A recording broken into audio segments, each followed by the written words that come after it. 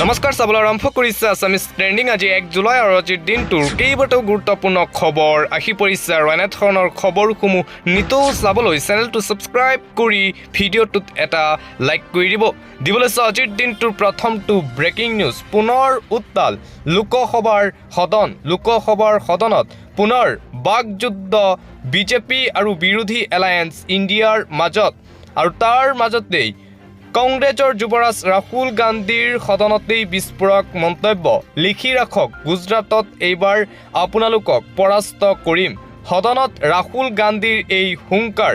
কংগ্ৰেছৰ যুৱৰাজ ৰাহুল গান্ধীয়ে গুজৰাটত বিজেপিক পৰাস্ত কৰিব বুলি হুংকাৰ প্ৰদান কৰিছে লোকসভা সদনত। লোকসভা সদন আজিও উত্তাল হৈ পৰিল বিৰোধী আৰু বিজেপিৰ মাজত। তাৰ মাজতেই ৰাহুল গান্ধীৰ মন্তব্য, গুজৰাটত বিজেপিক পৰাস্ত কৰিব কংগ্ৰেছৰ যুৱৰাজ ৰাহুল গান্ধীয়ে।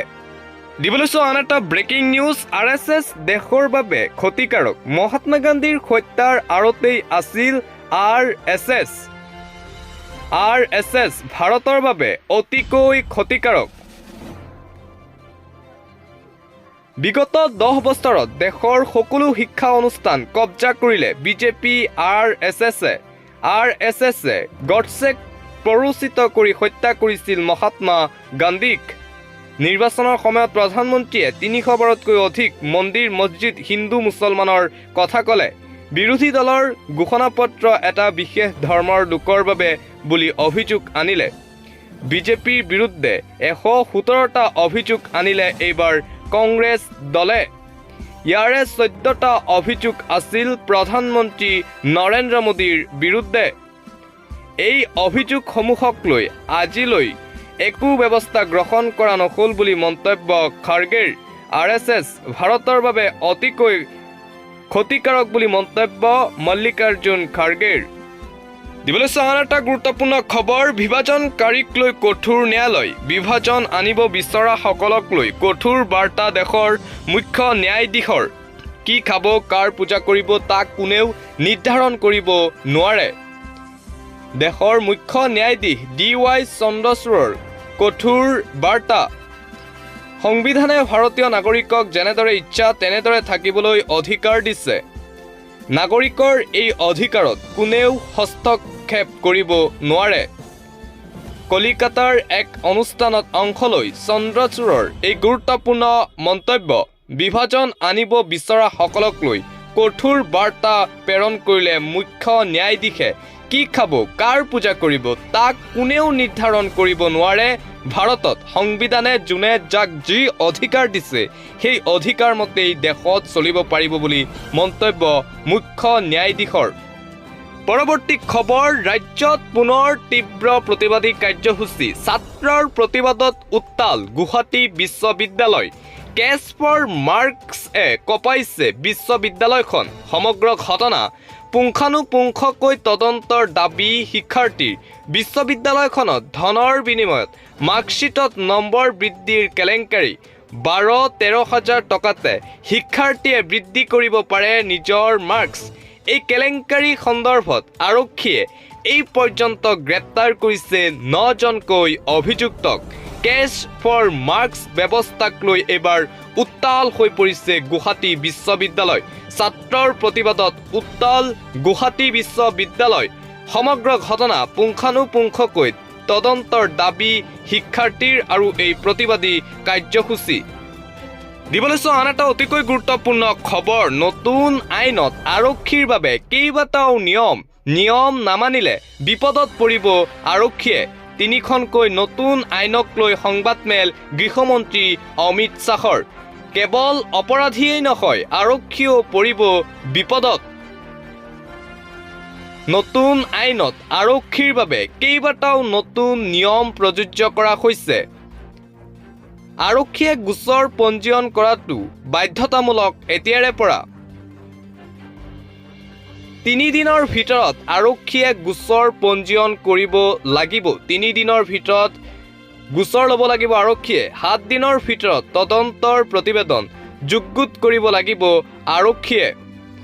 90 দিনৰ ভিতৰত আৰক্ষীয়ে একোটা গোচৰৰ চাৰ্জশ্বীট প্ৰদান কৰিব লাগিব। কোন অপৰাধী আৰক্ষীৰ জিম্মাত আছে তাৰ পঞ্জীয়ন কৰাটো বাধ্যতামূলক। তালাচী চলাওঁতে আৰক্ষীয়ে ভিডিঅ' কৰিব লাগিব এতিয়াৰে পৰা।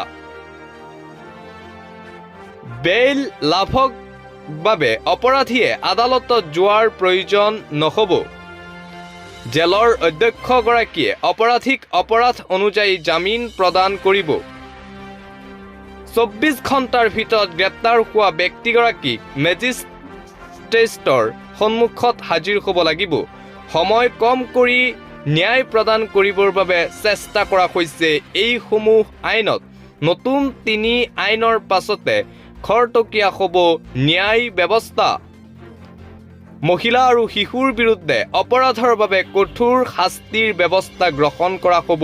এই আইনসমূহত নাবালিকা ধৰ্ষণৰ গোচৰত হ'ব যাৱজ্জীৱন কাৰাদণ্ডৰ লগতে হ'ব পাৰে মৃত্যুদণ্ডও। ভাৰতীয় ন্যায় সংহিতাত সংজ্ঞা দিয়া হৈছে সংঘবদ্ধ অপৰাধৰো। সংঘবদ্ধ অপৰাধত ধৰা হৈছে ডকাইতি, অপহৰণ, ধন দাবী, চুপাৰী কিলিং আদি। এনে অপৰাধত হ'ব যাৱজ্জীৱন কাৰাদণ্ড অথবা আজীৱন কাৰাবাস। প্ৰথমবাৰৰ বাবে নিৰূপণ কৰা হৈছে সন্ত্ৰাসবাদৰ সংজ্ঞাও। সন্ত্ৰাসবাদী কাৰ্যত জড়িত হ'লে হ'ব মৃত্যুদণ্ড পৰ্যন্ত শাস্তি। ৰাজদ্ৰোহৰো সংজ্ঞা দিয়া হৈছে নতুন আইনত। 3খনকৈ নতুন আইনক লৈ গৃহমন্ত্ৰী অমিত শ্বাহৰ সংবাদমেল অনুষ্ঠিত কৰে। দিবলৈ চাওঁ আন এটা গুৰুত্বপূৰ্ণ খবৰ। কাইলৈ 14 ঘণ্টা কৰ্তন হ'ব বিদ্যুৎ। 2 জুলাইত 14 ঘণ্টাৰ বাবে নাথাকিব বিদ্যুৎ সেৱা। সম্পূৰ্ণ 14 ঘণ্টাৰ বাবে শ্বাটডাউন ঘোষণা কৰা হৈছে। পুৱা 6 বজাৰ পৰা নিশা 8 বজালৈ ৰাইজে নাপাব বিদ্যুৎ সেৱা। একেৰাখে 14 ঘণ্টাৰ বাবে কৰ্তন কৰা হ'ব বিদ্যুৎ। 33 kV লাইন মেৰামতিৰ বাবে বিদ্যুৎ কৰ্তন কৰিব বিদ্যুৎ বিভাগে। তেজপুৰ শক্তি বিভাগে জাৰি কৰিলে বিশেষ জাননী। তেজপুৰৰ কেইবাটাও সংমণ্ডলত ৰাইজে নাপাব বিদ্যুৎ সেৱা। তেজপুৰবাসীলৈ এই জৰুৰী খবৰ। মিছন চাৰিআলি, দোলাবাৰী, হাৰিগাঁৱত নাথাকিব বিদ্যুৎ। বিদ্যুৎ সেৱাৰ পৰা বঞ্চিত হ'ব গুটলুং, ভিতৰসুতি 2 নং দোলাবাৰী। জৰুৰীকালীনভাৱে এই নিৰ্দেশনা তেজপুৰ বিদ্যুৎ বিভাগৰ। দিবলৈ চাওঁ আন এটা ব্ৰেকিং নিউজ। স্কুটি লাভ কৰা মেধাৱী শিক্ষাৰ্থীলৈ জৰুৰী খবৰ। পৰিবহণ বিভাগে মুকলি কৰিলে 2টাকৈ ফোন নম্বৰ। এই 2টাকৈ ফোন নম্বৰ মনত ৰাখক। 9401596387 এই নম্বৰটো মনত ৰাখক। আপোনাৰ ঘৰটো স্কুটি লাভ কৰা মেধাৱী শিক্ষাৰ্থী আছে নেকি? স্কুটি লাভ কৰা মেধাৱী শিক্ষাৰ্থীৰ কাৰণে জৰুৰী খবৰ জাৰি কৰা হৈছে। মেধাৱী শিক্ষাৰ্থীক প্ৰশিক্ষণ দিব পৰিবহণ বিভাগে। 1 জুলাইৰ পৰা 30 জুলাইলৈ দিয়া হ'ব বিনামূলীয়াকৈ প্ৰশিক্ষণ। প্ৰশিক্ষণৰ পিছতেই লাভ কৰিব শিকাৰু অনুজ্ঞাপত্ৰ। অনলাইনৰ জৰিয়তে আবেদন কৰিব লাগিব অনুজ্ঞাপত্ৰৰ বাবে। লগ ইন কৰক পৰিবহণ সেৱা পৰ্টেল সাৰথী ছাৰ্ভিচত। নিজৰ নাম, ঠিকনা, বয়সৰ প্ৰমাণপত্ৰ দাখিল কৰক। আবেদনৰ বাবে যোগাযোগ কৰক 9401596387 নম্বৰত ফোনযোগে লাভ কৰিব যাৱতীয় সকলো ধৰণৰ তথ্য। দিবলৈ চাওঁ এটা ব্ৰেকিং নিউজ। হাৰিকেনৰ সংসাৰ ৱেষ্ট ইণ্ডিজত আবদ্ধ টিম ইণ্ডিয়া। ভাৰতীয় ক্ৰিকেট দল এতিয়া আবদ্ধ ৱেষ্ট ইণ্ডিজত।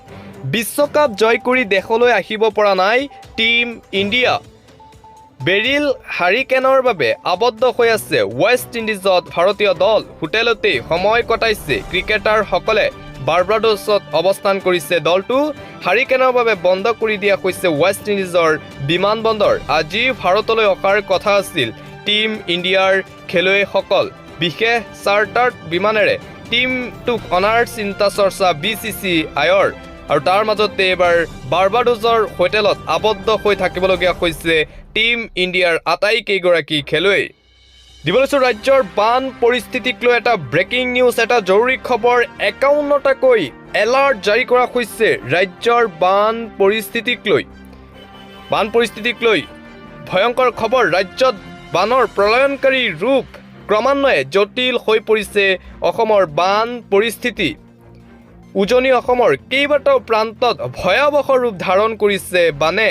তিনিচুকীয়া ডিব্ৰুগড় বিস্তীৰ্ণ অঞ্চল বানৰ তলত ডিব্ৰুগড় চহৰলৈ ভাবুকি আনিছে ব্ৰহ্মপুত্ৰই।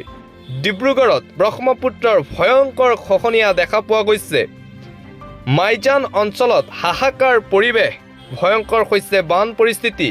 বোকাখাটতো বানৰ প্ৰলয়নকাৰী ৰূপ দেখা পোৱা গৈছে।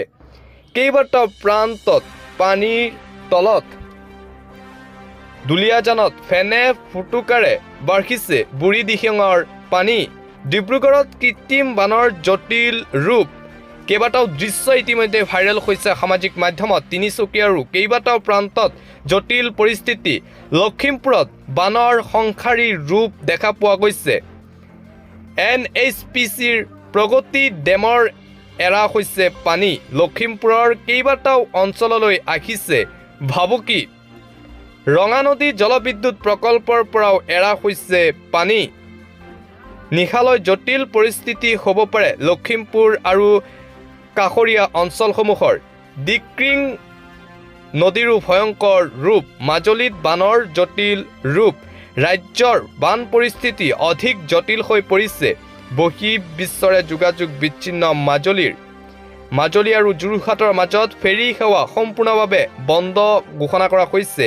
নাওবৈচাৰ বৰচলাতো ছিগিল কৃষি বান্ধ। কেইবাটাও প্ৰান্ত জলমগ্ন হৈছে।